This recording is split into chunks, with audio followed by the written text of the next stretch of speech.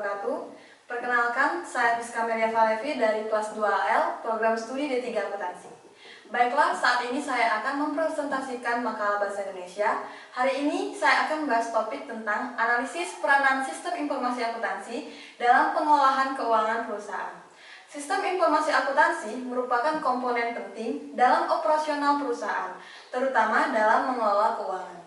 Di era digital yang semakin maju seperti sekarang ini, peran sistem informasi akuntansi dalam pengelolaan keuangan perusahaan menjadi sangat penting.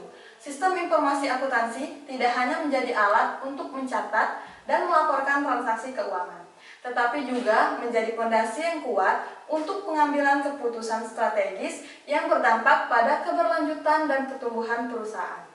Melalui presentasi ini, saya akan menjelaskan peran sistem informasi akuntansi dalam pengolahan keuangan perusahaan dan bagaimana hal tersebut dapat meningkatkan efisiensi dan efektivitas dalam kegiatan akuntansi.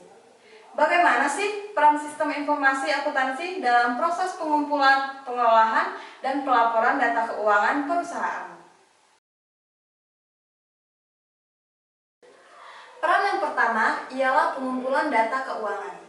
SIA memungkinkan perusahaan untuk mengumpulkan data keuangan dari berbagai sumber, seperti transaksi penjualan, pembelian, dan biaya operasional.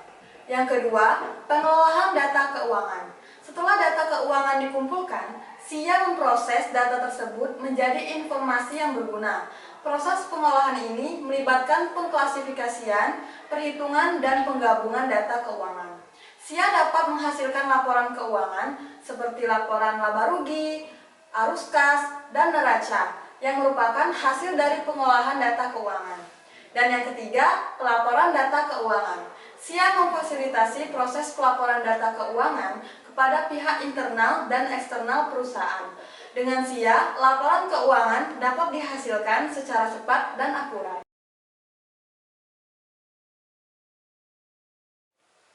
Adapun kelebihan dari makalah ini adalah yang pertama, kita dapat menganalisis peranan sistem informasi akuntansi dalam pengolahan keuangan perusahaan. Yang kedua, mengidentifikasi tantangan yang dihadapi dalam menerapkan dan memanfaatkan sistem informasi akuntansi. Yang ketiga, memberikan saran untuk meningkatkan penggunaan sistem informasi akuntansi dalam pengolahan keuangan perusahaan.